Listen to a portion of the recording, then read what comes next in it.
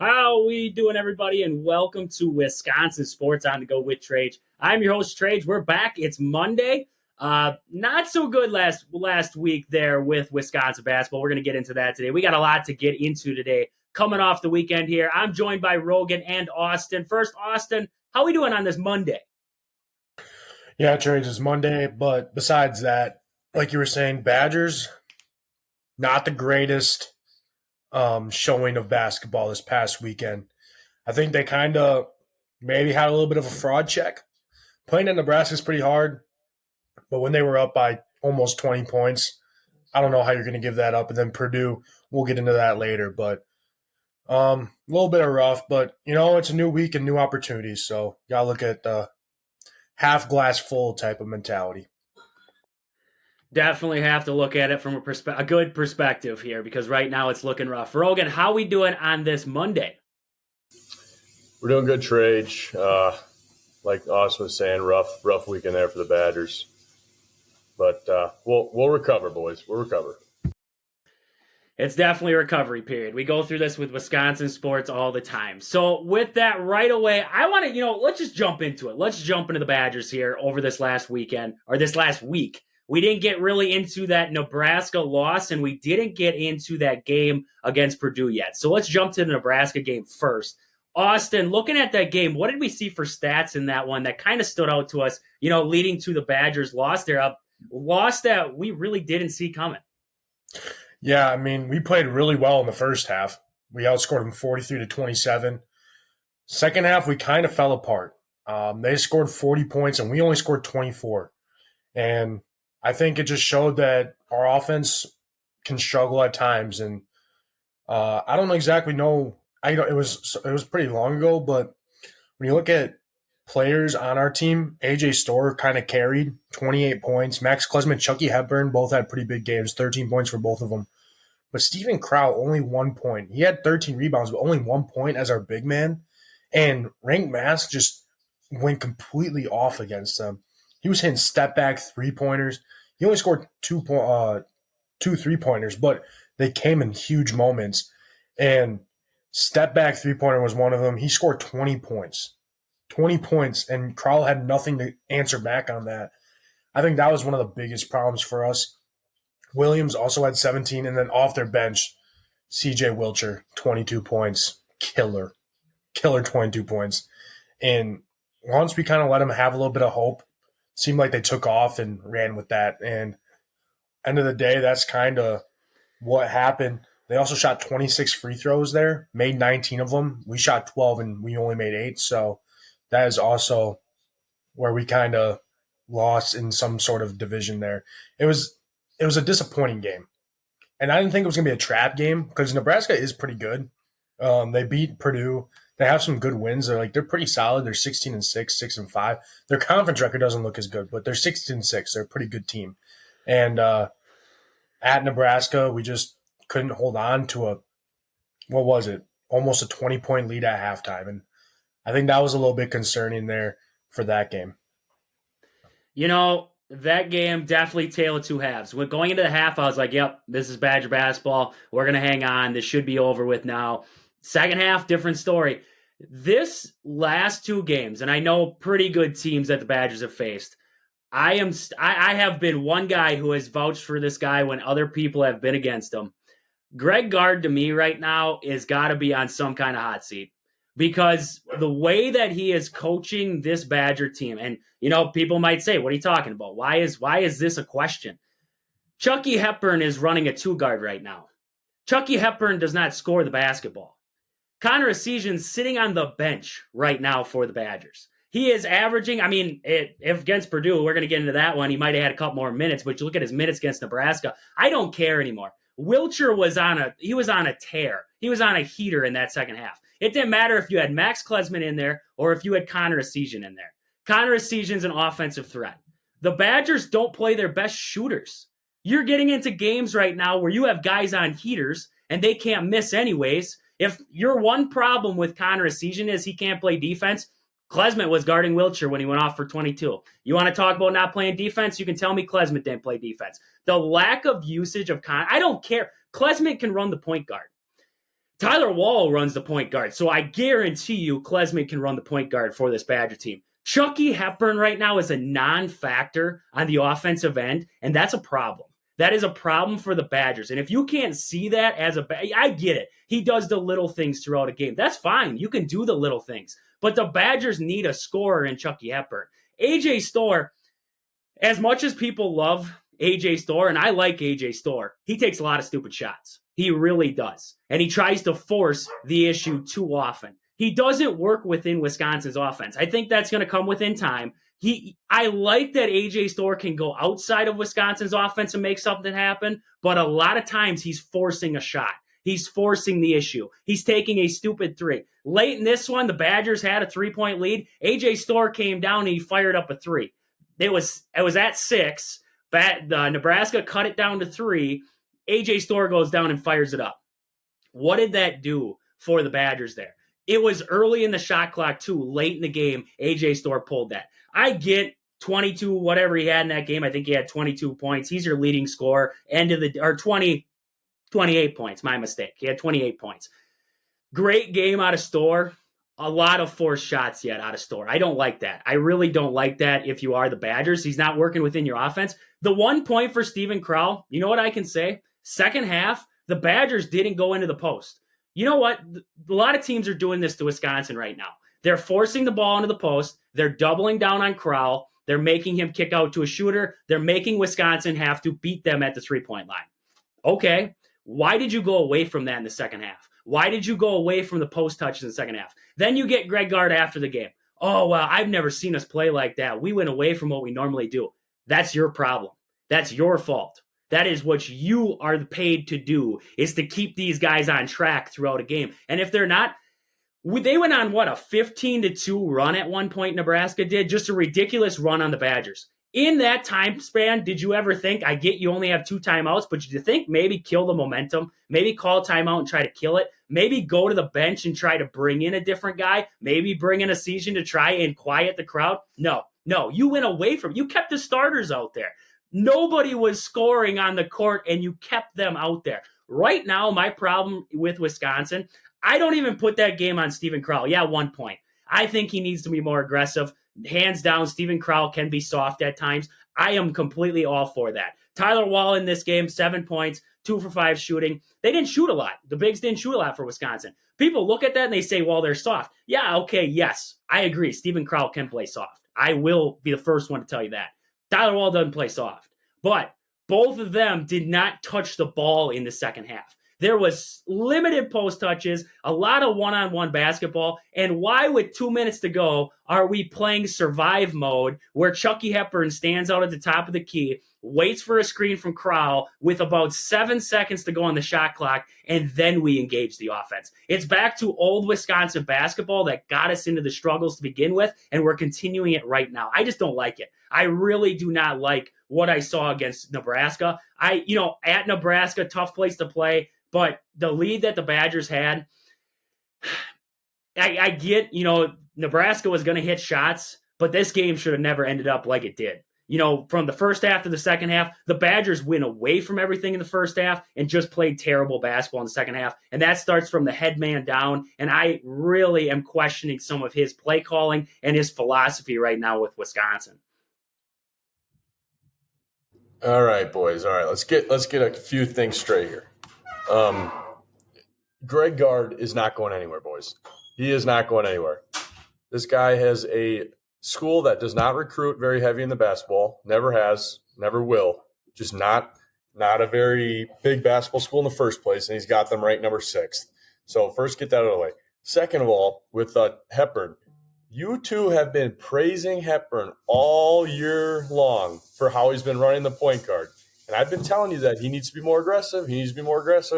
Figure a shot out, because one of these games we're going to need him. And you've seen it these last 2 weeks. So you can't flip the script on Hepburn now that you don't like him. But like you were saying, I think the next move we need to do is get Crowell out. Like, I'm not a Crowell fan, man. That guy is soft sometimes. He's always soft. He is not a good – watching him down in the post is hard to watch.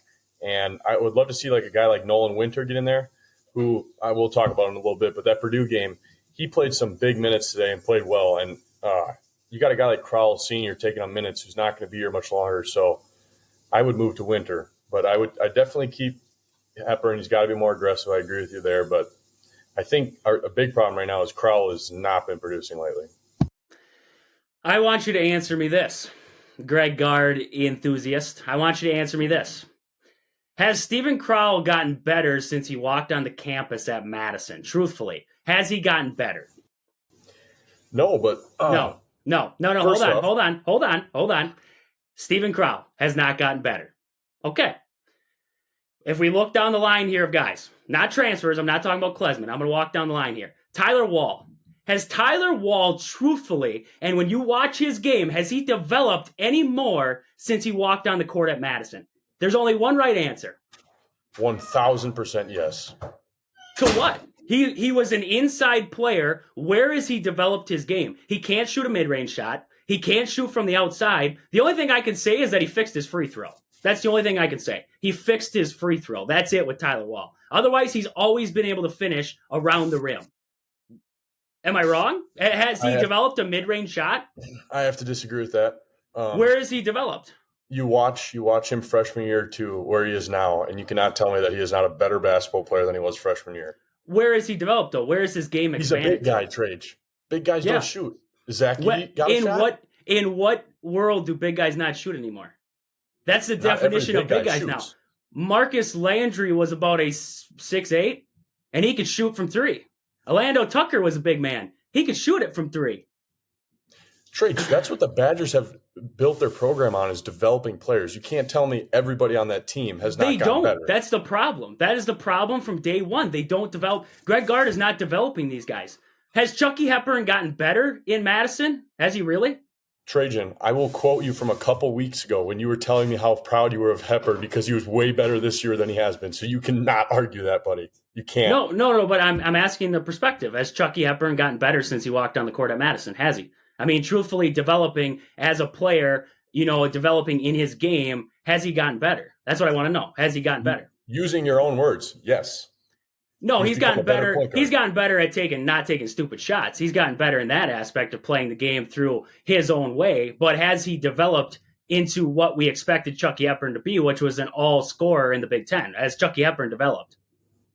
So you're telling me he's developed at taking better shots, unlike he was early in his career, but he's not taking shots. He's not taking shots, so it's not hard for him to develop. But has he gotten better? I mean, I'm going against myself here. Has Chucky Hepburn gotten better since he walked on the court at Madison?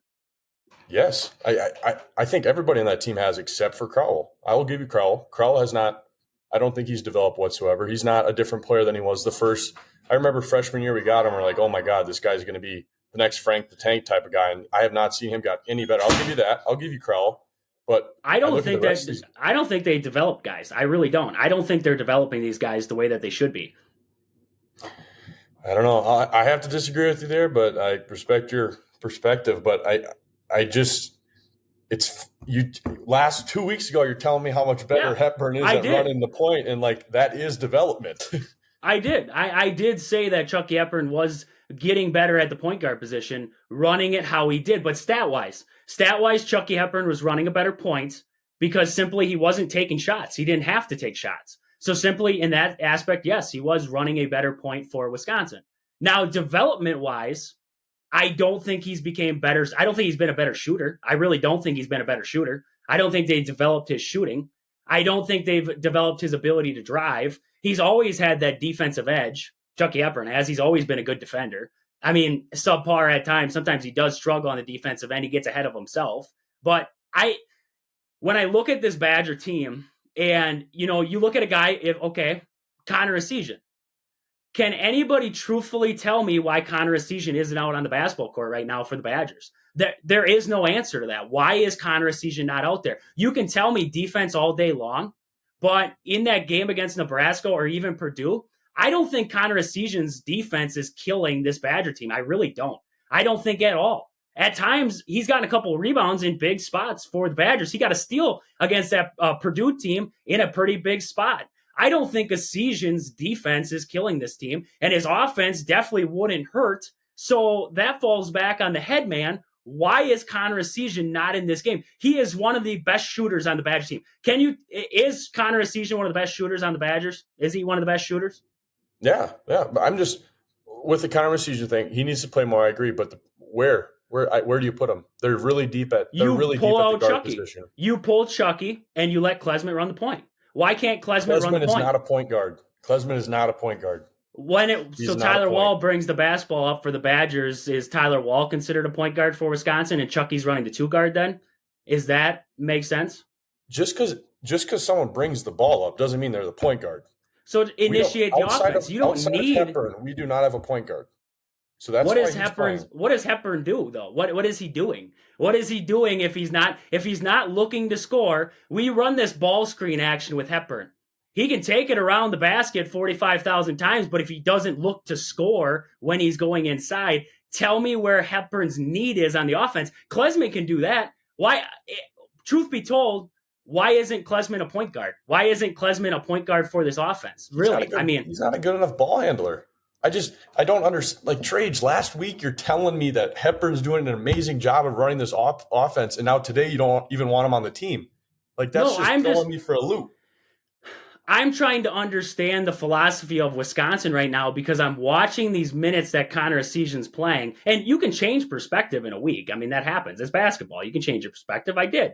I'm looking at this Badger team, and I'm saying you can put Connor Essegian in there, and he can run the 2-guard, and you could throw Klesmit at the point, and if you run your offense, you don't need Chucky Hepburn out there. What does he initiate within the offense if he's not looking to score? What does he initiate? He doesn't initiate anything. He can be a great ball handler all he wants. It's not initiating the offense. He's not looking to score. Would you be comfortable, late game situation, with Klesmit being full court pressed, bringing the ball up the court? Be honest. Be honest. You've told me all year that he's not a shot creator, not a driver and stuff like that. Why? Because he's not that strong with the ball. He can dribble, but there's a lot of times where he is very loose with the ball. So you're going to tell me you want him running point, and you're going to be comfortable with him getting pressured out at half court, having to handle the ball and initiate the offense. But why? But this isn't just comparing late game situations, though. This is talking all game long. You watch your substitutions all game long. You find out who your hot shooters are, right? Watching Aleem Ford with the Badgers, you could tell within his first 2 shots if he was going to be good that game or not. It was within the first 2 shots he put up. So throughout the game, you figure out this is who I need in a late game situation. We saw it against Purdue. AJ Storr was not out on the basketball court. Why? He wasn't there. He wasn't in the offense. That's why AJ Storr wasn't out there. What I'm looking at is throughout the game, you can give different looks. You don't have to pull Klesmit out at the same time as Essegian, have them both out. You don't have to have them both out of the game. You can put a guy in there like Klesmit and Essegian there and survive for 5 minutes. And that gives you your best offensive look right now because Chucky Hepburn is not looking to score. And you need a guy. I noticed it a lot in these last 2 games, a lot of opportunities for Chucky to be able to take advantage of, and he doesn't take advantage of the situation because I don't know why. If somebody told him he shouldn't shoot the basketball, I don't know. But that's what I'm seeing. So I'm not saying late game situation, you don't have Chucky Hepburn out of there, one of your best ball handlers. You need to get the ball past half court. You should have your best ball handlers out on the floor. I agree with that. I'm saying throughout the game, there are situations where you can afford to not have Chucky Hepburn out there on the floor. You can afford it.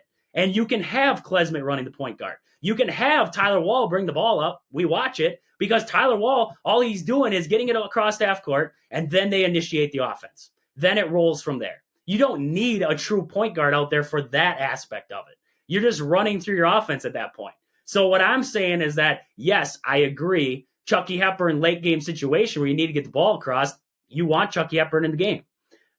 Throughout the game, though, is he your best offensive weapon? I don't think so. I think he's far from it right now. I don't know why he's not looking to shoot right now, but it's not in his realm right now. It's not where he is as a basketball player right now with this Badger team. And that's starting to question why Connor Essegian isn't getting more playing time. I don't understand it. I really don't understand it because when he's in there, I haven't seen any faults. I haven't seen any faults in his past, 8 games that he's played. I mean, since early on this year where he got backdoored and Greg Gard pulled him out and he didn't play the rest of the game. Besides that, I haven't seen a problem with Connor Essegian being out on the basketball court for the Badgers. So I just don't understand with Greg Gard what he's shooting for right now with this Badger team. Yeah, Trage. Haven't talked a whole lot today. I'm kind of just. What do you think? I'm kind of just here, you know. I'm seeing what's going on, and let's get into the Purdue game. How about that? Because we're talking about Nebraska, and we talked, I guess, some of this stuff that you guys are talking about happened in the Purdue game as well. You look at the Purdue game, disappointment is another good word for this one. They come into the Kohl Center, and honestly, Badgers started out pretty good. Purdue went up 34-32. We scored right before half. We're getting the ball at half, only down by 2. And I thought we got down by 10, and I'm like, here we go. Here's where we kind of just fall apart. But the Badgers were actually able to battle back a little bit, bring it in within 6. But we were always around like behind 6 or 5 where we just could not get the next shot. It seemed like we always would, first off, either turn the ball over, which I thought our turnovers were a lot better this game than they have been in some other games. And I don't think turnovers until the end there were pretty bad. We only had 5 turnovers, though, and they had 11. I just don't think we capitalized on the turnovers. We only had 5 turnovers. That's what ESPN says compared to 11 for Purdue. And I don't think we capitalized on our turnovers as much as Purdue was able to on theirs. I don't know. We're not able to shoot the ball as well either. We only scored 69 points. And this was a team that was averaging 70-something against decent teams. Like even against Arizona, we got blown out, but we still put up 75, I think it was, or 70-something. And it just seemed like today just wasn't our day. We went 3 for 19 from three-point range. We shot 19 three-pointers, only made 3 of them. And they shot 3 for 11. So their percentage is a little bit better, even though we both made threes. But we shot more and missed 8 more threes, and they were able to get those rebounds. And it shows because they out-rebounded us by 13 rebounds. They had 14 offensive rebounds also, which gave them second chance points. We had 10, and all together, just seeing 14 or 42 rebounds to 29 rebounds, it just shows that we were not making shots when we had to. It seemed like we were chucking up the basketball, and I'm just like, that's not a good shot. That's not the shot you want in some situations. And then, Rogan, you're talking about Nolan Winter wanting to play more. You got to score if you're going to want to play more.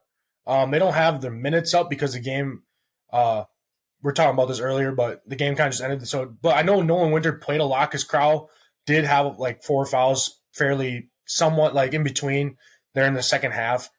But Nolan Winter, 0 for 2 from 3-point, 0 for 3. Then he shot another shot and he missed it. So he had 0 points. He had 3 rebounds, and I thought altogether the defense on Edey was pretty good, especially in that first half. Edey only had 5 points, and that is kind of what kept us in this game, at least in the first half, is Edey only scoring 5 points. And one thing about Edey is I hate him for the fact that he just stands there. Sometimes he'll be guarding Tyler Wall, and Tyler Wall will go up to the top of the key, screen. Where's Zach Edey? Oh, he's standing in the paint. And it's not a zone because the other guys are on their man. That's something I hate about Zach Edey. And he'll just tip the ball out past half court on a rebound, and then they'll get it, and it's nothing. But Zach Edey, he's a pretty big player for them. 13 rebounds, only 18 points though. When he averages around, I can't remember what he averages. He averages a lot of points. It's got to be, if I click on his name, probably he averages around 23.4 points per game. So only holding him to 18, I thought we did a pretty good job with that. But their other scores, Lance Jones, 20 points.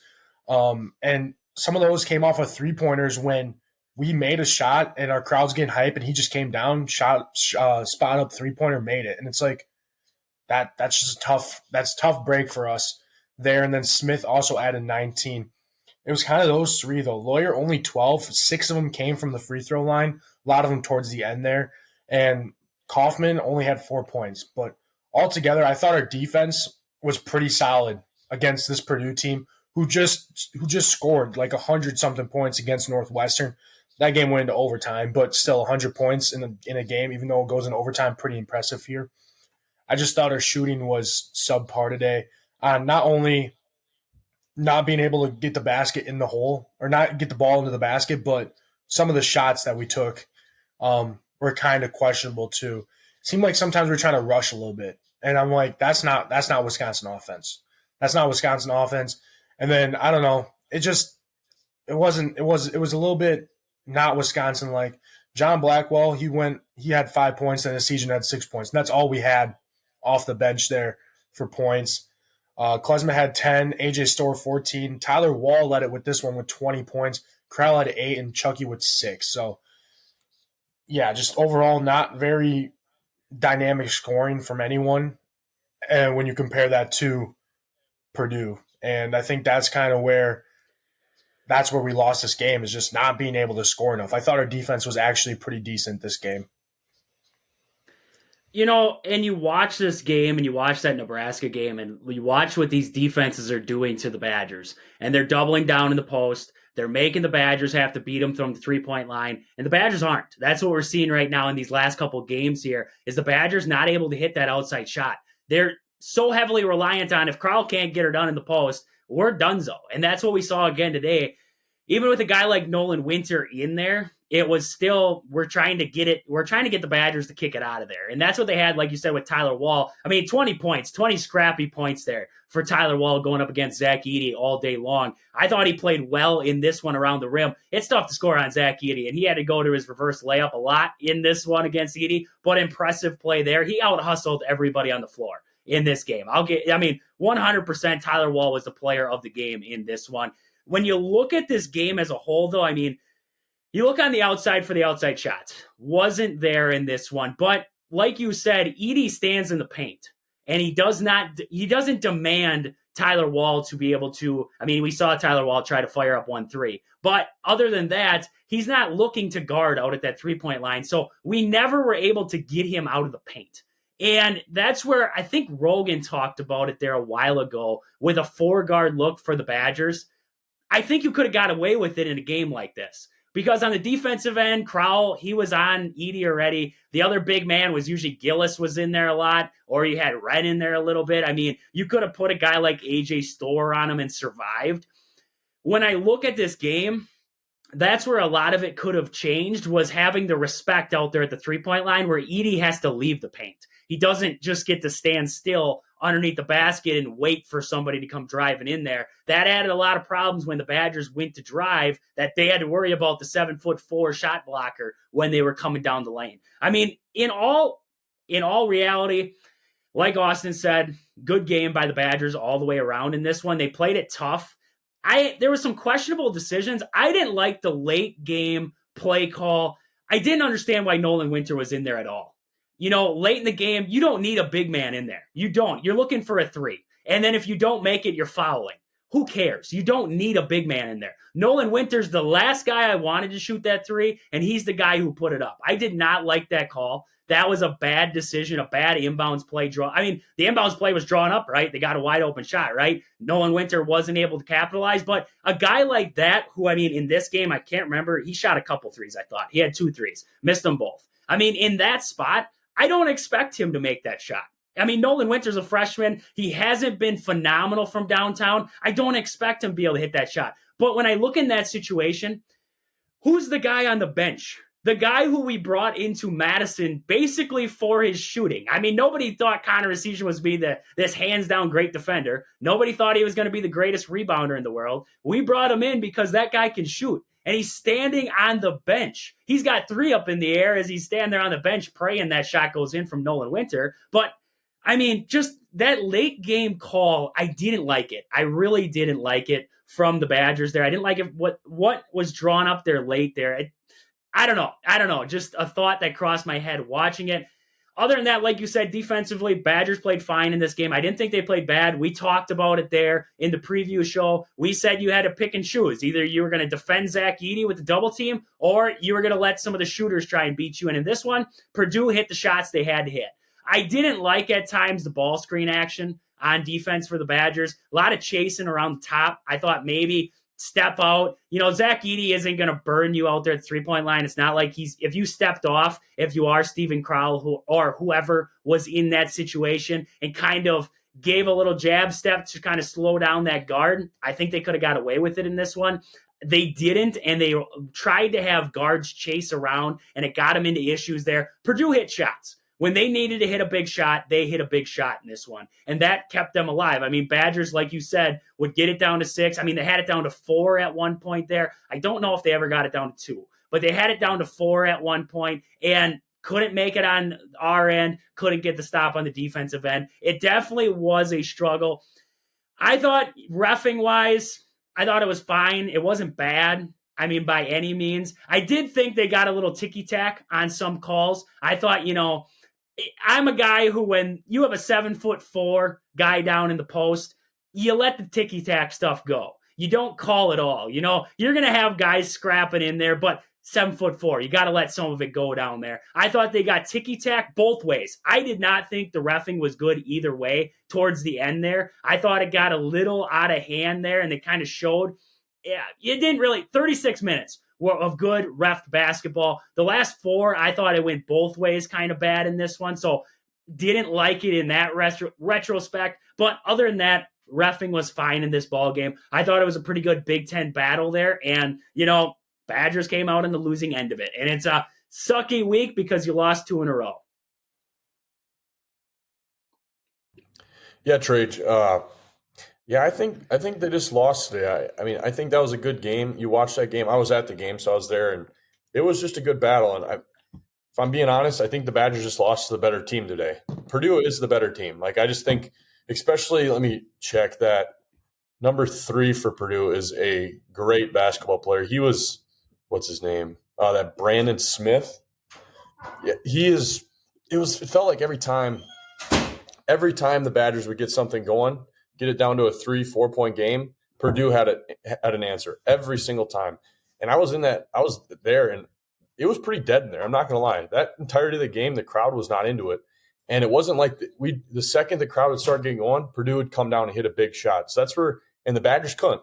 I think there was one with Hepburn there. There was multiple times where we had it to a 3-4 point lead, and we had a floater that we missed, I think 2 or 3 different times from about 10 feet that really cost us in the end. But yeah, like you were saying, I think some stuff they definitely got to get better at. But overall, I think it was just a good Big Ten basketball game. Yeah, all the way around. I mean, Wisconsin, I didn't like some of the play calling in this one. I'll be honest with you.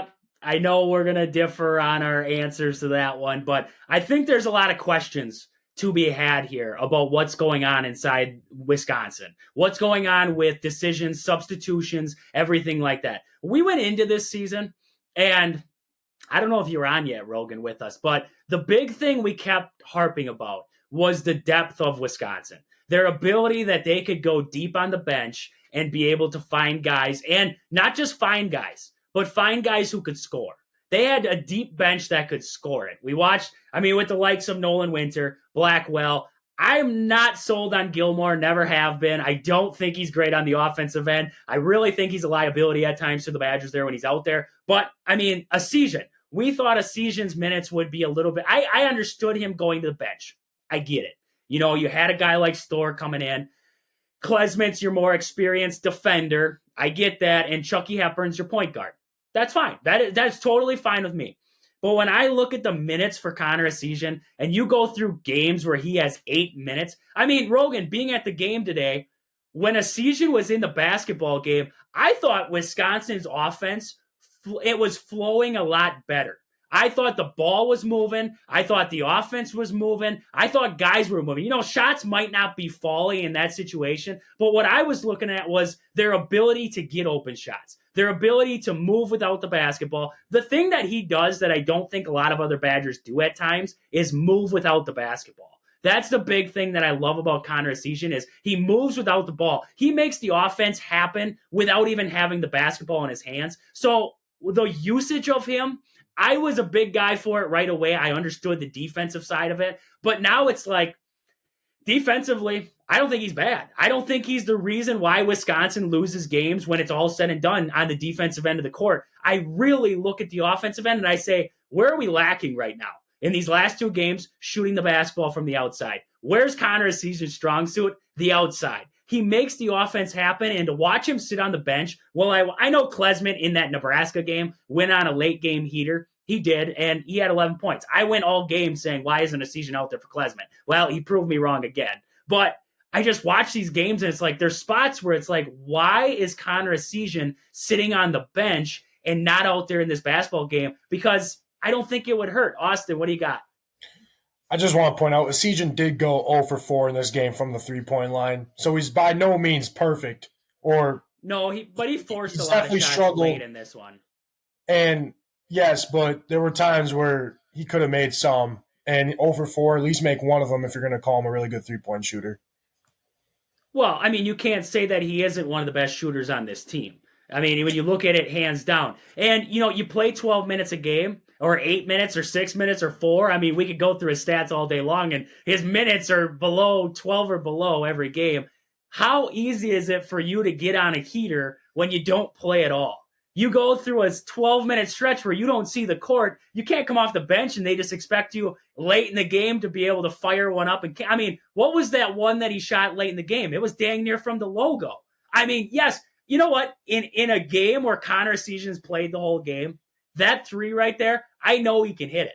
I know he can. He's got the range. He has the ability to shoot it. But I got mad because I was like, dude, you haven't played all game. This is the 3 that you take. This is a bad shot because you haven't been in the basketball game to heat up. That's my problem, is that why does it have to get to the point where finally we put him in because we need a 3 and it's late game situation? Now we put him in there. That's my part that I don't like. That is the part that I don't like with Wisconsin. We rely so heavily on him coming off the bench in a situation where he hasn't played for 30 minutes. Now we're like, dude, come in here and try to bang one for us. No, it's not going to happen. I mean, just ridiculous on that end of it. I will give you credit here because you look at his numbers last year, he scored a total of 411 points. This year, only 72. So he definitely did impact our team a lot more last year. And he also had way more minutes. He was averaging 27.4 minutes compared to 7 minutes. So a whole 20 more minutes last year than this year. And you look at his 3-point percentage, they're about the same. Last year he shot 35%, this year 34%, but he also shot 192 3-pointers and made 69 instead of only 43 and made 15. So I can definitely see where you're coming from on that. And obviously he played 35 games last year. This year only 21, and we're only 9 more games left until the end of the year. So definitely doesn't help him there with when you look at stats wise. No, and I'm not even asking for 30 minutes. I'm not asking for 30 minutes. I'm not asking for 25 minutes. You put this guy out there for 20 minutes a game. I mean, that's all you need. That's all you need. You can mix and match your guards then with 20 minutes a game and get Connor Essegian out there. And, how many second halves have we watched for the Badgers where we don't even see Connor Essegian? He sits there on the bench. For 20 minutes, we don't see Connor Essegian. I don't get it, and I don't like it. I mean, Rogan, you're closer to Madison than anybody. You have to hear things like this from other fans there, everything like that. Students around UW-Madison, they got to be talking about it too. I wouldn't be surprised if this guy leaves Madison. I really wouldn't. No, Church, I completely agree with you. I think he definitely needs to play more minutes. I think the only place we disagree is whose spot he takes. I think we both agree that he needs to play more minutes. And I was kind of saying a couple of weeks ago, I wouldn't mind more 4 guard looks because you look at a guy like Crowell today. I know he finished with 8 points, 3 of 5 shooting. Crowell is not good today. How many times did he catch the ball in that low post and then just do absolutely nothing? Yep, he doesn't look to be aggressive. That's my problem. He doesn't look. No, he catches the ball down there and then just holds it for 5-6 seconds and doesn't do anything, which is so frustrating for me to watch. And that's why like a guy like Winter there, because Winter's a better shooter than Crowell is, and Winter's a freshman this year. And I thought Winter did a heck of a job on Zach Edey today. For being a freshman going against arguably maybe the AP National Player of the Year this year, he did a great job on defense. And I think that's a guy that you need to get minutes early because the Badgers are never going to get these high recruits that come in as freshmen. They get guys that they get as freshmen, and hopefully by the time they're juniors and seniors, they're good enough to compete with these teams with the loaded rosters and big recruits and stuff like that. So, but yeah, I think Connor definitely needs to be playing more because he made some big shots today. I know he didn't make any threes, but he made some pretty big shots today. And that three at the end of the game, like, there is no excuse for that. That was a really, really poor shot. But like you said, when he's playing and getting minutes, we've seen him make that a million times. Yeah. I just didn't. I wouldn't be worried about it if it was in if he rhythm. had made 2 or 3 in this game, I wouldn't have a problem at all. But it was the fact that he hadn't really got any shots up and stuff like that. And I could definitely see him being gone after this year. Personally, would have thought put Gus Bus in there, maybe a little bit more of a bigger guy to go up against Zach Edey. I don't know. And I've always wondered too with the Badgers, Chris Hodges is a bigger guy. I've always wondered with his development why we haven't seen more of Chris Hodges. He's a big guy. I mean, a big guy. I don't know, aggressively, I think he could, you're not going to put him out there for an extended amount of minutes, but I think he could give guys a break like Nolan Winter or even a guy like Crowell, give minutes off. I think that would be definitely interesting to see there. Why I've never understood his usage and why he's never developed there. That's my only thing. When I look at the development side of Steven Crowell, he got bigger, right? We heard all in the offseason how Steven Crowell put on 25 pounds or whatever. He was big now. He was going to be this force to be reckoned with. It didn't. He's not more aggressive in the post. He doesn't look to shoot. Even at the mid-range. I've seen Steven Crowell shoot it from the mid-range, from the free throw line, and he's a pretty good shooter from the free throw line, but he gets it out there, free throw extended. He's not looking to shoot. Even when he first came into Madison, like you were talking there earlier, he said, everybody talked, well, this is the next coming of Frank Kaminsky, right? This is going to be that next big guy. He doesn't look to shoot the three. He gets it out there at the three-point line, and his initial reaction is, back to the basket. I'm looking for the first guy I can hand this basketball off to. I'm not looking to score it. That I don't get that. I don't get that out of Steven Crowell. How do you put on all this muscle mass that we heard about for months, how Steven Crowell is getting so much bigger, and yet we don't get a more aggressive side of Steven Crowell?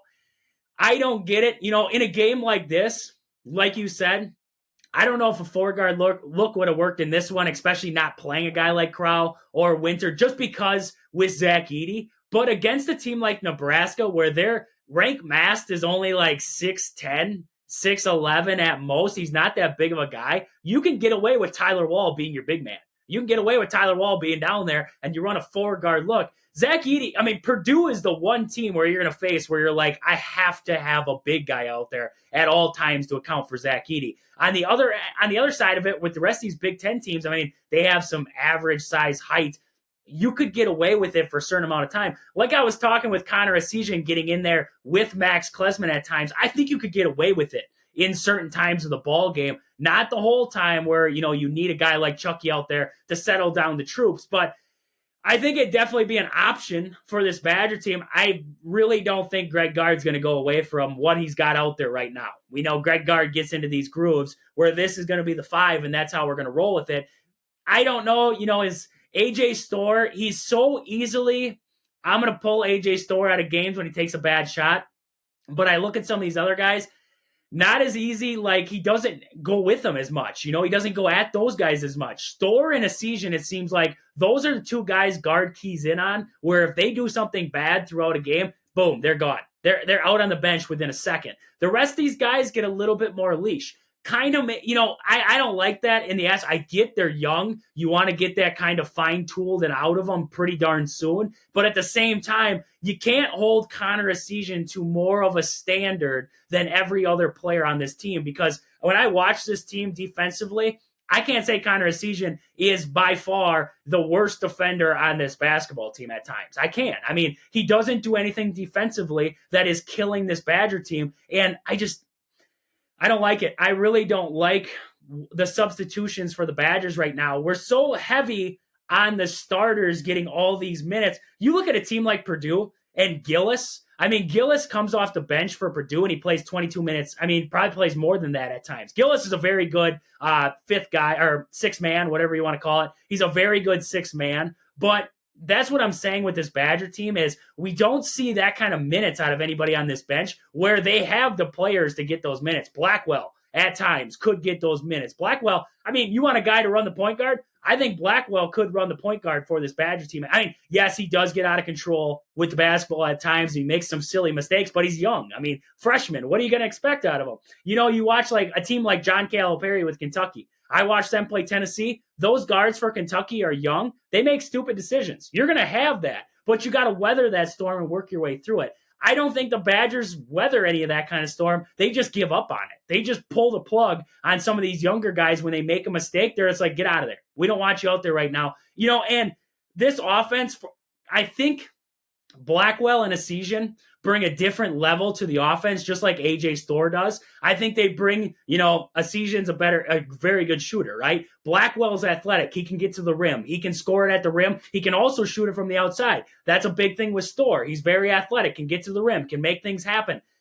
With Klesmit, like you were talking earlier, Klesmit, good shooter, good defender, but can he get to the rim? Can he create his own shot? I mean, yes, at times when Klesmit gets on a heater, he makes his own shot. But other than that, I don't trust Klesmit to make his own shot. So that's where it's like, why are these guys not getting heavy playing time if you are Wisconsin? I mean, it's just something that baffles me on the inside. I don't know. You guys got anything else to add in that aspect there with the Badgers? No, Trage. All I can say is we played Michigan on February 7th there. Looks like it's this upcoming Wednesday. So Michigan, not as good of a team. We'll get into that later, but hopefully we can bounce back in Michigan there on Wednesday. I'm hoping so. They got to bounce back against Howard there, because if they lose to Howard, we're never going to hear the end of it. Rogan, what do you got?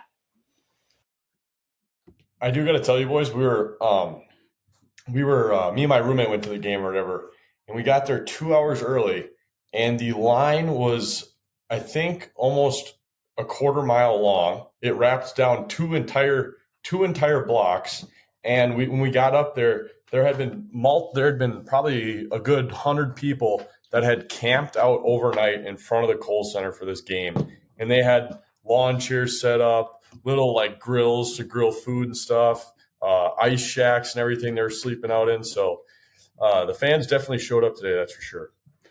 You know, the big thing with Wisconsin, though, is like you were talking about earlier, when we can sell out the Kohl Center, we sell it out like it's nothing. But when you watch some of these other atmospheres, like you watch Kansas or you watch some of these other places, and even when it seems like the home team's out of it, their crowd is still going nuts. They're still into the game. And, you know, the student section for the Badgers isn't as bad, but I watched the rest of the stadium for Wisconsin. And, you know, I get it. You're a season ticket holder, whatever, but your front row center, that's the guy I want cheering the loudest, because that fuels a lot of these games. That fuels a lot of teams, is when the crowd's into it. And the Badgers have the biggest problem with, even if the Kohl Center's sold out, it's still not a raucous crowd. It really isn't. No, I completely agree with you. So I also went to the Marquette game, and I can tell you from being to the Marquette game compared to this game today, the Marquette environment was so much better than it was today. And this was almost a top 5 matchup in the country, Big Ten championship on the line. Like you were saying, I don't know. The student section's pretty good. It's the rest of the fans. They are so I didn't really realize how bad it was until I've been around the football games and the basketball games this year. And that Marquette game was standing because everybody in that gym was riled up and ready to go. But today, there was just so many times where it's like a 5-point game with like 3 to go, and it's just dead in there. Yep. The only people making noise is the student section. And give credit to Purdue, because every time people would get going, they'd come down and hit a big shot and quiet the crowd. So I have to give Purdue a credit. But yeah, outside of the student section, the fans are it's so – and I've listened to other podcasts, and they've talked about the same thing with how Madison sports are, with how the crowd can go from completely dead silent to all of a sudden the next one play later, they're going insane. So yep. Yeah, I don't know. They got to – I think that's something that maybe the athletic directors and stuff have to like try to figure out some way to get this crowd more into these games. Yeah, I mean, you look at – because I remember watching a Kansas game last year, and they were down by 15 or 18. I mean, they were getting the crap beat out of them. And they got it down to maybe 12 at one point. And the crowd in Kansas was just going completely nuts in Allen Fieldhouse. They were just blowing the roof off that place. And I'm like, it's a 12-point game. There's like a minute left. There's like maybe a minute and a half left in this game, and it's a 12-point game, and the crowd's going nuts. Like, this game is tied. Like, they just tied it up. That's the big thing, like you said, watching Wisconsin is you have to either have the lead or have just tied it up to get anything out of the crowd there. And it goes, like you said, 0 to 100 within a second. Hopefully, now that Madison's serving alcohol, it kind of riles them up a little bit more down there. Because I tell you what, I've been to a lot of Brewer games. There isn't a Brewer game I've gone to where the crowd doesn't go absolutely nuts. It doesn't matter if the Brewers are down 9-1, somebody hits a home run, they're going to go nuts. I mean, that's just how it goes. So it's definitely something.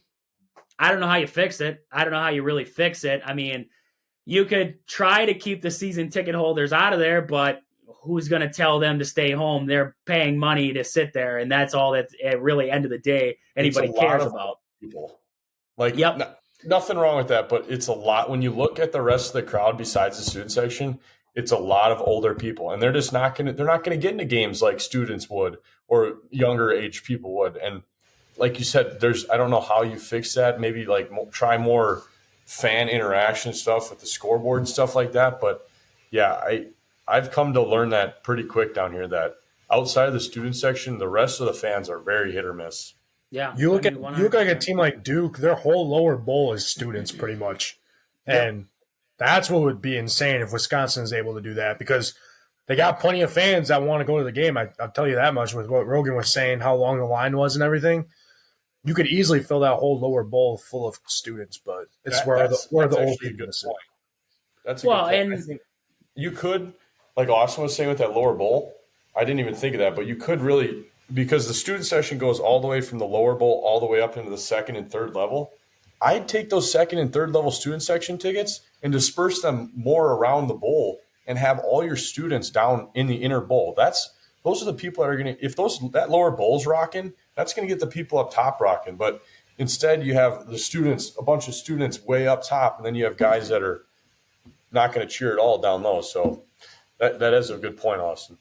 I'd put them on both ends. You know, right now it's underneath the basket on the one end. I'd put them on both ends of the court and to have that and then disperse outward from there, but at least get both ends of the court established there so you're underneath the hoop. I mean, that adds a big atmosphere right there, is when you're shooting free throws, you're looking straight at the basket and all you can see is the student section going absolutely nuts. And that could be on both ends of the court. So I don't know. It's definitely something that Wisconsin needs to address in the future because, yeah, like you said, I mean, you look at other teams, like especially Cameron Indoor Stadium's the one you really notice because it's smaller, so you get a lot more fan interaction. I mean, those fans are on top of the players when they're throwing it in from out of bounds. It's ridiculous how close they are, but definitely something that needs to be addressed in the near future here for the Badgers. Definitely a tough week for Wisconsin. I want to get into here our Wisconsin sports questions of the day. So anybody got their Wisconsin sports question of the day ready to go? Austin? I can start with mine. This is also kind of a question, but also a little bit of my story. So I'll just get that out of the way. Doc Rivers was named the NBA East All-Star coach for the All-Star game. He's only coached for the Badgers or the Bucks in 3 games, and he got named the coach. And I think that's a little bit weird. Don't know why the NBA decided to do that. A lot of people are saying that Doc Rivers must have something over Adam Silver. I don't know. But I just thought that was weird. And I did also see Doc Rivers said that if he wins or whatever, he'd give Adrian Griffin some of his pay from that game and the All-Star game ring or whatever, which I guess they're just giving out championship rings to anything now, including an All-Star game. But hopefully I just thought that was interesting. Everybody gets to hang a banner. Yeah, All-Star game banner. But I just thought that was interesting, and it makes you wonder, like, why they decide to do that, because the Bucks aren't even the best team in the league right now. I mean, clearly it's or in the East at least, it's the Celtics, but also there's probably better coaches out there than the ones that Doc Rivers, who's only coached our team for 3 games and lost against the Trailblazers not too long ago. So he's honestly not off to a hot start besides the game that he just won. Yeah, it's definitely a classy move for him to offer that to Adrian Griffin there, the bonus money and the ring after it's done. Before we move on, I just wanted to mention a couple of our sponsors here. Game Day Supply in Onalaska.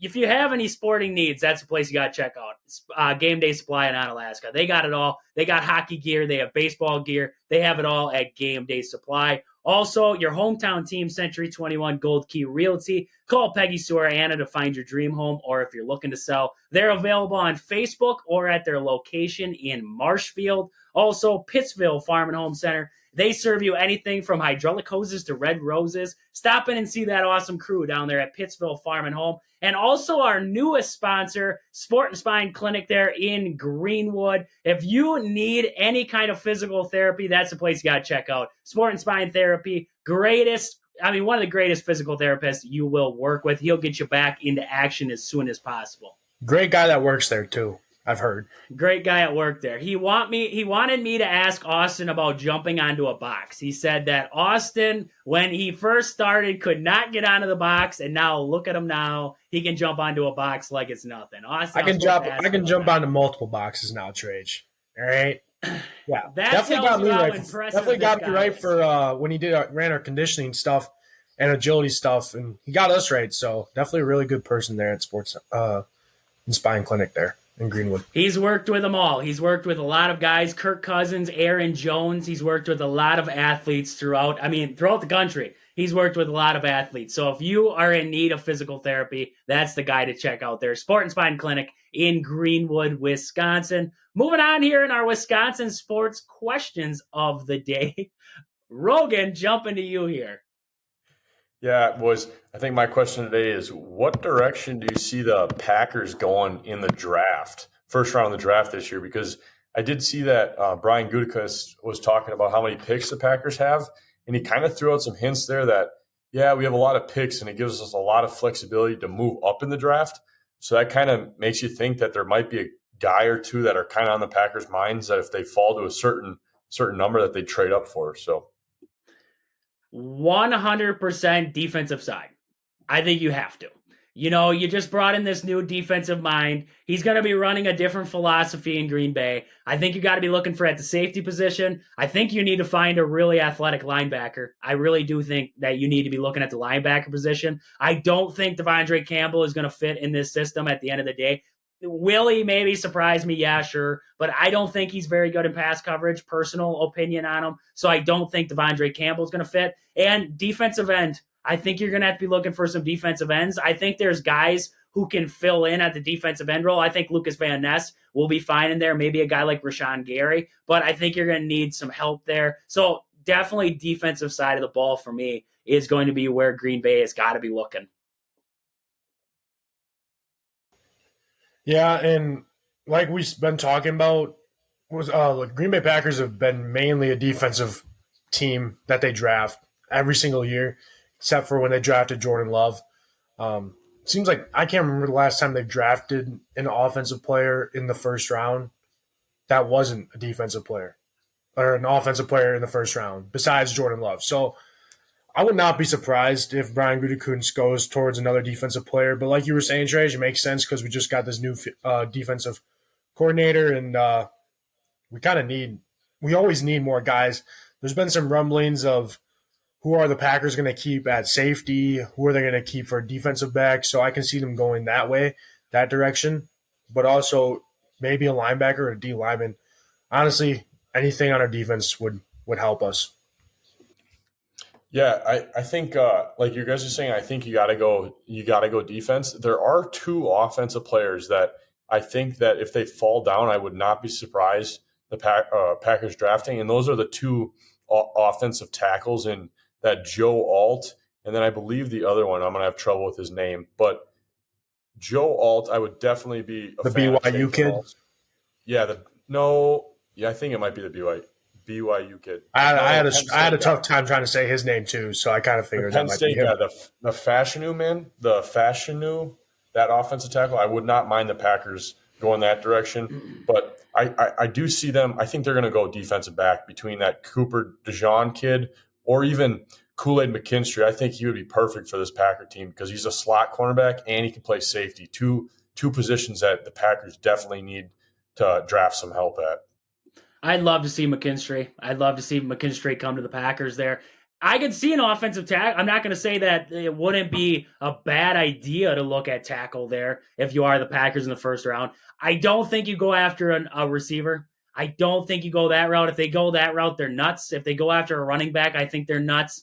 I think you will have a good running back fall to you late in this draft between like a guy like Blake Corum. I don't know when Braylon Allen's going to go. I don't know what the NFL thinks about his injury problems. He's had injury problems in Madison, so I don't know how they're going to feel about him leading in. So that might make his draft stock drop a little bit, which could land the Packers later in this draft. So definitely would be interesting. I got my question of the day here. I thought of it last week before this whole drop-off, but following these 2 losses for the Badgers, I just want honest opinions here. You know, leading up towards we're getting into February now, leading up into March. What are your thoughts on the Badgers' postseason hopes? You know, not if they're going to make the postseason. I believe they'll make the tournament. But do you think that the Badgers have what it takes to make a deep tourney run, get to that Final Four, potentially into a national title game? I mean, no, that's far-fetched. But do you think they have what it takes to make that run? Honestly, Trage, after seeing these past few games, and especially they've played against Tennessee, really good team. Lost to them at home. They played against Arizona, really good team. Arizona's kind of fell off just a tiny bit, but still overall really good team. We got killed by them, even though it wasn't Arizona. Now we play Purdue here. We lose to them, close game at home. If I want to be honest, it's probably looking like another Sweet 16 for Greg Gard. That's kind of what I'm looking at with this team because we were projected to be like a 3 seed or 2 seed around there. And after these 2 losses, now we're probably going to be like a 5 or 6, 7 seed around there is what I can see. Definitely. I don't know why they wouldn't. I don't know why they'd be above anything like that. What? They're going to be a 3 or 4. I'd be like a 3-4 range probably. A 5 or 6, Austin, you're talking about they'd have to fall darn near out of the top 25 to get a 5 or 6 team. You'd be 6. You'd be right on the borderline in the top 25 or on the outskirts looking in. I think they'll fall to maybe 13, 14 in the polls for next week, and that's about a 4 seed. There was a lot of good teams that lost this last week. A lot of teams lost. True. Houston lost against Kansas, and South Carolina's been beating some pretty good. South Carolina beat Kentucky and Tennessee. So honestly, this year, like you guys are saying, who knows? But honestly, personally, I think it's going to be another Sweet 16 run for Greg Gard that ends because our offense just won't be able to score enough points to some better team. You know, I think, looking at it, they just jumped from 13 to 6. I think they might drop from 6 back to 13 in a week. I mean, just 2 losses, dropping back out. It's okay. Which honestly might be better for them because now their head's a little bit more level. Yeah, I mean, I think I wanted 1 tough loss. I didn't need 2 to tell me that. I just needed 1 tough loss, not a both. So, Rogan, what do you got there? What are you thinking? I'm thinking Elite 8. I think that's I could see them making an Elite 8 run. I think just because I think they are a top 10, 8 fringe team in the league, but there's kind of a clear-cut difference between, I'd say, the top 4 or 5 teams in the NCAA right now and then the rest of them. I just don't – I could definitely see them making an Elite 8, but I think it's just going to come down to I don't think they can play good enough defense. I mean, you look at these offensive numbers, and they've got one of the best offenses in the entire – all of college basketball this year. It's just this is not the typical Badger defense that we're used to. But, coming off today's game, though, they did play well on the defensive end. It was more of a just couldn't make shots game. So hopefully the defense gets rolling a little bit, and you never know what can happen. But it's hard to tell because the Badgers are always built for tournament. That's how they're built is for tournament runs, just the way they play. So, but I just don't think they're any higher than a top 10 team. I just don't see them cracking that Final Four or something like that. As long as we don't meet FAU in the tournament, I'm fine. If we meet FAU and they beat us on a buzzer beater at the end, we're comparable to a lot of bad teams out there. That's all I got to say. A lot of bad teams. Yeah, I'm going to go off what Rogan said there. First I'm going to say I interviewed Marcus Landry there yesterday. If anybody hasn't listened to it, great interview. But I asked Marcus that same question. I said, hey, what do you think the Badgers' odds are? Can they make a deep tournament run? And he said, the thing with March, it just matters who gets hot. That Badger team in that season, when they met a guy named Steph Curry and Davidson there in the Sweet 16.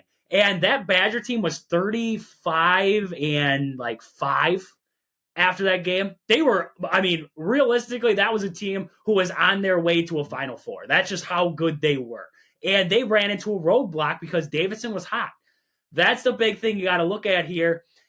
It's hard to gauge it, but if I was looking at it realistically, like you said, Rogan, I'm looking at UConn. I don't think Wisconsin can beat UConn. I'm looking at a team like Purdue. I think the Badgers can beat Purdue just because they play the same style of basketball. They both try at times to slow it down and play more methodical. I think they can hang with a team like Purdue. Houston, I think the Badgers could beat Houston. I don't like Houston. I've never liked Houston. I think the Badgers could beat a team like Houston. North Carolina, I think, has got too much for the Badgers. A team like Duke, I think they have too much for the Badgers right now. Kansas is iffy for me. It depends what Kansas team you get. Even a team like Kentucky. Both those teams are iffy for me. It depends what team shows up. So my answer is I got to see where they are in the tournament bracket.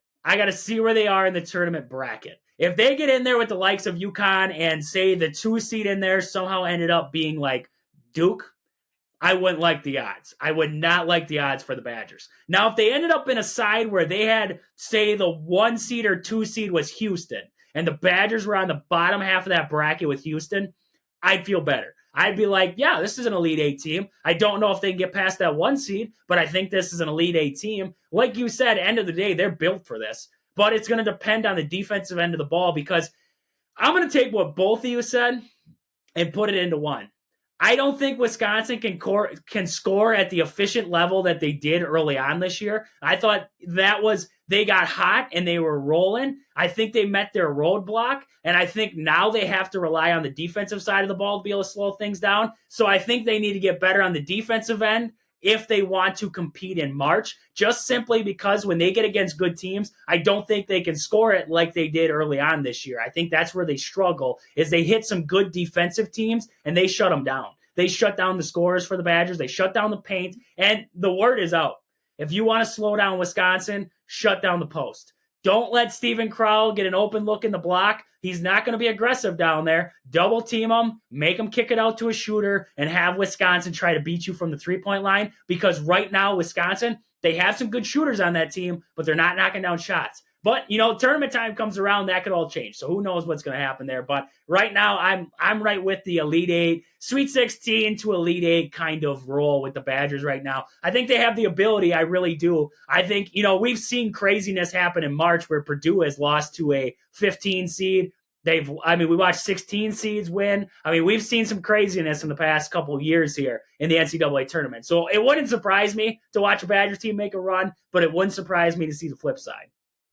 Yeah, the one thing I'd just say quick with the Badgers kind of built for like tournament runs, when you get in a tournament game and it's a one game winning you're in sort of thing, and you lose, you're done, you win, you go on.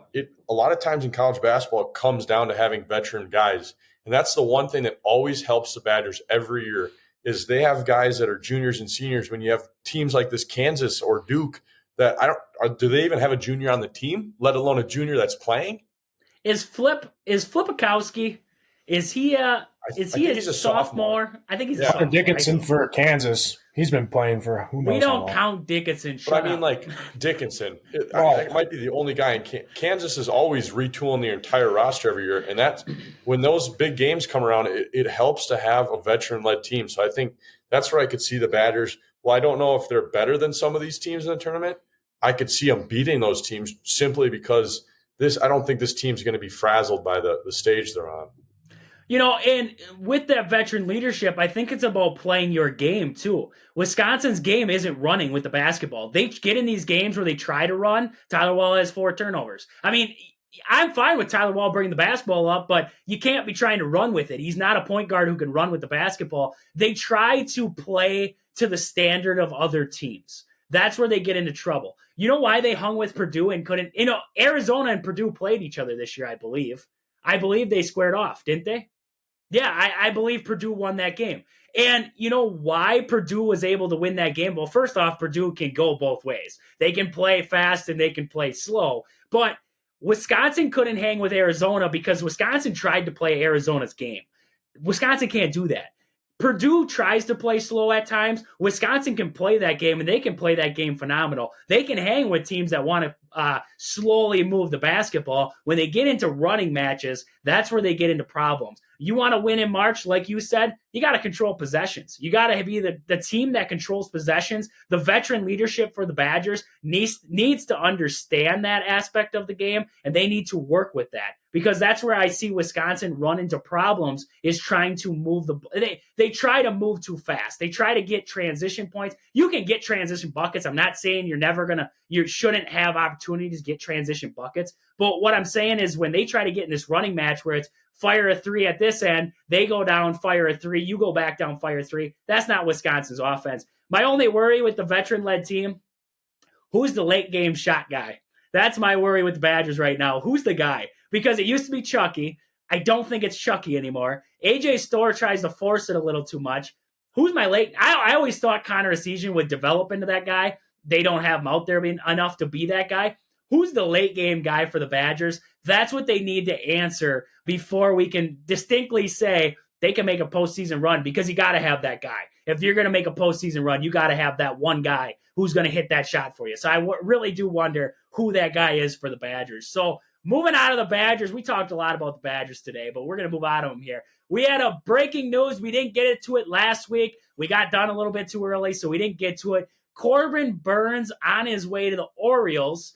Brewers get prospect Joey Ortiz, DL Hall, and a comp pick. And I just found out, and I didn't know it, you could trade picks in the MLB if it's a comp pick. You can trade comp picks. You can't trade other picks. So I just found that out for myself over this last weekend. So that was quite interesting to figure that one out.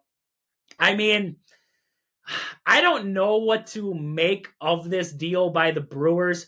2 days before it, or not 2 days, but a little bit before it, we signed Rhys Hoskins. Looked like the Brewers were going in for an all-in kind of season here. One last hurrah with all the guys. And now we trade Burnes. Now I'm hearing Willy Adames' name is on the trade block. Also, closer Devin Williams is on the trade block for the Brewers. They're looking at unloading some of these guys. I don't know where the Brewers are at. I get you have some young talent who is on the rise here. I don't know what to make of these deals. The one with the Orioles there, I mean, DL Hall has the making to be I don't think he's got the making to be a starter. The Orioles transitioned him to the bullpen. The Brewers might be able to bring him back to that starter role, but I think he's better suited in the bullpen. Joey Ortiz, good glove, good contact bat. I don't know what Bryce Terang's role in this organization is now with Joey Ortiz coming in, because he's a shortstop, but I mean, talks are third base. Tyler Black's there at third base already. Does he transition over to second base now? A lot of interesting movements by the Brewers that I don't understand. So, Rogan, jumping to you. I mean, initial reactions to the Burnes trade, and Rogan is somebody's making a pizza by him right now, so he can't get on right now. So I'm gonna go to Austin right away here. Austin, I mean, hearing this Corbin Burnes deal, we got to it. We kind of got to it, but we weren't able to get it up and on the page right away. So we talked about it a little bit, but what were your initial reactions to Burnes heading to the Orioles? I was confused, kind of like you, Trage. What are we doing with our team? Are we rebuilding, or are we trying to win a championship here? Seems like our team doesn't even know what they're trying to do. It seems like a little bit all over the place. We kind of looked up DJ Hall and Joey Ortiz a little bit there, and they were, like you were saying, they were pretty good players, but are they going to be able to fill in the position? First off, the pitcher, are we able to fill in the position that we're losing from Corbin Burnes? I don't know. Corbin Burnes, last year Corbin Burnes was a little bit spotty. He had good games. Some games it's like, where's the Corbin Burnes that won the Cy Young Award? Why is this guy not the same person? But overall, really good pitcher for a rotation and one of the best in the league. And now we're getting this guy who I'm pretty sure he was injured, wasn't he? Trage, and Yep. hasn't. I've heard he's going to be good though. I heard he's one of the top probably future Cy Young Award winners. Who knows? But hopefully the Badgers are able to turn him into a Cy Young Award winner. And as for the shortstop position, we got Joey Ortiz now. Maybe that's why they don't care about Willie Adames as much and they're willing to trade him away. I don't really know. I can see that happening. Devin Williams, I hope they don't trade him away. He's like our one and only really good closer that we have that I actually can recall of. I don't really know any other pitchers. It seems like Brewers are – I kind of get lost in the Brewers' schedule there during the season. I'll watch the first few games, and after that, they just start making moves, and people are moving up and down. I get lost track of names, so I have no idea some of the guys that could be playing there. But Devin Williams is one guy that I do know, and he's really good. For us to think that we're going to trade him, I think is pretty stupid. Because we were able to pay him, at least right now, we're able to pay him. I don't know what the Brewers are trying to do. It's going to be an interesting season, Trage. It is going to be an interesting first game to see what even team steps out onto the field, who's playing in what positions, because we'll have spring ball to see, but spring ball doesn't tell all of the story. To see who actually plays on that first game, it's going to be interesting to see what happens. I just, with Devin Williams, 2 years left of player control, or with 2 years left of control for the Brewers, I don't see that trade. I don't understand that trade. With Willie Adames, a year left on his contract, if some team wants him, you can get a good deal out of it. I'm fine with that one. Out of all the players, I thought Willie Adames was going to be the guy to be traded. I didn't think it was going to be Burnes. I mean, what's the point of Rhys Hoskins? I mean, Rogan, first thing we talked about when the Brewers got Hoskins was that his deal was pointed towards he's going to play a year with the Brewers. He's got a player option after the second year. So if he hits, say, 300 with 40 home runs in his first year with the Brewers, he's taking a big contract somewhere else. He's walking out the door. So he's a rental. He's a one-year rental. I don't understand after signing a guy like Hoskins why you go and trade Corbin Burnes right away. I don't get that one. Devin Williams, I would not understand that one. Willie Adames, I would understand. I could see them trading Willie. I don't know if Willie Adames is ever going to get his bat back to what it was. We all hope. We all pray. He's a great clubhouse guy. I don't know. I don't know if you're ever going to get his bat back. So I would not be opposed to that one. I wouldn't have been opposed if they would have traded him right away. What my question is, with the negotiations that they had with the Orioles have one of the deepest farm systems in the MLB. Did they ask to, I know you weren't going to touch Jackson Holiday, but did they ask about the top 2 through 5? Did they say, hey, you got this or that or anything in between? Do you have any more prospects we would want in this organization? I mean, was this the only deal the Brewers had, the only opportunity? Because these two guys, I mean, looking at them, DL Hall pitched in the majors a little bit. But other than that, he's been an up and down kind of guy. He was injured. And Joey Ortiz, number 6 prospect in the Orioles organization, he was up with the majors for a little bit, hit 212. He's a 300 minor league hitter, but Keston Hiura hit 300 in the minor leagues, so I don't put a standard on that. I put standard on the major league level. These guys, DL Hall might fit in the bullpen. I'll give him that. But Joey Ortiz, can you guarantee me he's MLB ready for this season where it seems like the Brewers need to go all in because Hoskins is going to leave after this year? Did you ask if they had a first base prospect that you could get for Corbin Burnes? I don't know, because I would have wanted a first base prospect to come in there behind Rhys Hoskins. We didn't look at that. I don't know. Rogan, I mean, you saw the deal. What did you think initially off of, what was your reaction to Corbin Burnes heading to the Orioles? Yeah, just confusion because, you look at that signing of Hoskins there and you're thinking, well, they're finally going to go all in this year. And then after this year, see how it goes and then probably just blow it up and start over. And then you have Matt Arnold saying that this isn't a rebuilding move, but I don't understand how it isn't. You lose one of the top starters in the league and are by far the best pitcher on our entire team to an already thin starting pitching rotation. Now you take away him. I love Freddie Peralta. He's not an ace. No. Freddie Peralta is not an ace. He is a great second or third option as a starting pitcher, not an ace.